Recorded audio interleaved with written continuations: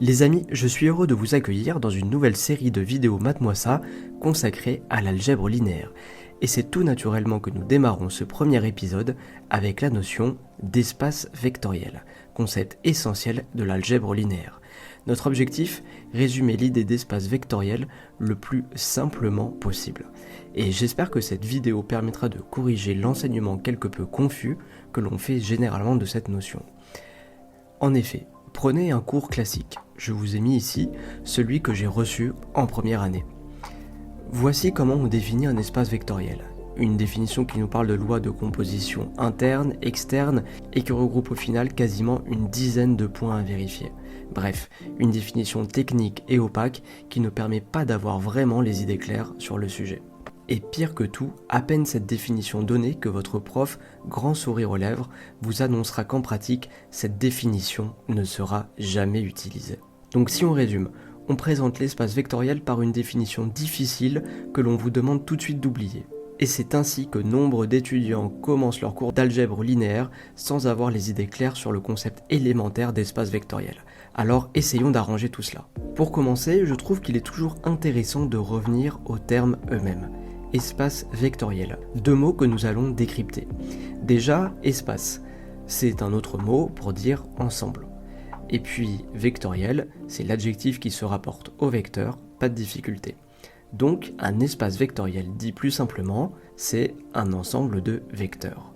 Et maintenant, la grande question, qu'est-ce qu'un vecteur au juste ? Parce que le vecteur, on en entend parler depuis très tôt dans notre scolarité, mais avec des définitions diverses et variées.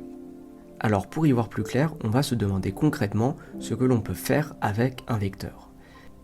Alors premier point, vous savez que si j'ai deux vecteurs, disons U et V, alors en formant un parallélogramme, je peux construire le vecteur somme U plus V. C'est ce qu'on appelle justement la règle du parallélogramme. Et deuxième point, lorsque j'ai un vecteur, gardons notre U, je peux le multiplier par un scalaire, qui est généralement un réel, ce qui vient modifier sa longueur, voire sa direction, en fonction du scalaire choisi. Donc, bilan des opérations, l'expression est de circonstance. On peut additionner des vecteurs entre eux en les ramenant à la même origine, et on peut également multiplier chaque vecteur par un scalaire, ici un nombre réel. À partir de ce constat, on va construire la définition d'un vecteur. Les vecteurs, ce sont des objets mathématiques que l'on peut additionner entre eux et également multiplier par un scalaire. Comme vous le voyez, c'est une définition très pragmatique. Le vecteur, c'est ce que l'on peut faire avec. Et là, les amis, des objets qui répondent à cette définition, nous en connaissons toute une pléiade. Les éléments de R2 par exemple. En effet, l'addition entre vecteurs de R2, c'est l'addition composante par composante. Et la multiplication par un scalaire, c'est la multiplication de chaque composante du vecteur par le scalaire en question. Et que dans mon vecteur, il y ait 2 ou n éléments, vous serez d'accord pour dire que ça ne change pas grand-chose. Donc les éléments de Rn sont aussi des vecteurs.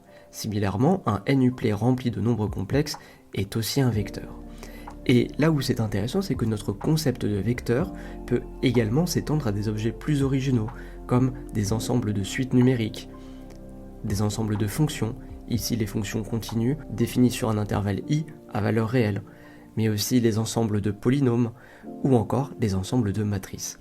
Au sein de tous ces ensembles, vous pouvez additionner ensemble leurs éléments et les multiplier par des scalaires.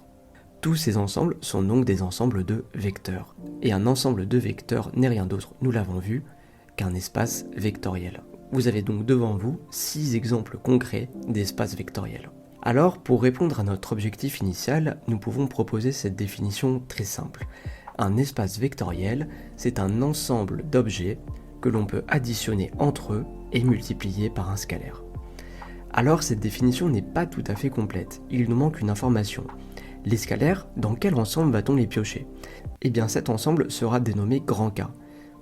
Donc le fait que les scalaires appartiennent à grand K fait que notre espace vectoriel s'appellera un K espace vectoriel. Un petit mot sur K, il faut que K soit un corps commutatif, comme par exemple l'ensemble des rationnels, des réels ou encore des nombres complexes. Et dans l'immense majorité des situations qui nous concerneront, grand K sera égal à R. Donc si vous piochez vos scalaires dans grand R, on dira de votre espace vectoriel qu'il est réel. Et donc si on revient à notre définition que l'on essaie de traduire dans un langage un petit peu plus mathématique, on va prendre U et V deux éléments de E et lambda un élément de K. Alors petite pause terminologie, vous l'avez compris, U et V éléments de notre espace vectoriel sont appelés des vecteurs. Et pour faciliter l'écriture, on commence à enlever les flèches au-dessus des lettres. Concernant lambda, l'élément de grand K, c'est ce qu'on appelle un scalaire. Donc comme vous le verrez dans la littérature par la suite, les vecteurs sont représentés par des lettres de l'alphabet latin, tandis que les scalaires sont représentés par des lettres de l'alphabet grec. Pause terminée, alors ici dans un tel cas, nous aurons que U plus V appartient à notre espace vectoriel E, et lambda fois U appartient également à E. Donc non seulement cette addition et ce produit existent, mais en plus, le résultat de ces opérations continue d'appartenir à l'espace vectoriel E. Voilà donc les amis pour une approche plus concrète de la notion d'espace vectoriel, approche qui ne remplace pas bien évidemment la définition mathématique rigoureuse vue en début de vidéo, mais qui a l'avantage de mettre un petit peu les idées au clair sur cette idée. Et enfin les amis, pour prendre un peu de recul, nous voyons que cette idée de vecteur et d'espace vectoriel nous fait entrer de plein pied dans la définition que le géant Henri Poincaré donnait des mathématiques, c'est-à-dire l'art de donner le même nom à des choses différentes. En effet, avant cette vidéo, nous n'aurions pas vu ce qui pouvait relier un vecteur à 3 coordonnées réelles avec une fonction continue par exemple. À présent, nous voyons que ces deux objets sont appelés tous les deux des vecteurs, partageant ainsi certains points communs. Voilà les amis, j'espère que cette vidéo vous a plu et qu'elle vous permettra de bien commencer votre voyage dans cette magnifique discipline qu'est l'algèbre linéaire.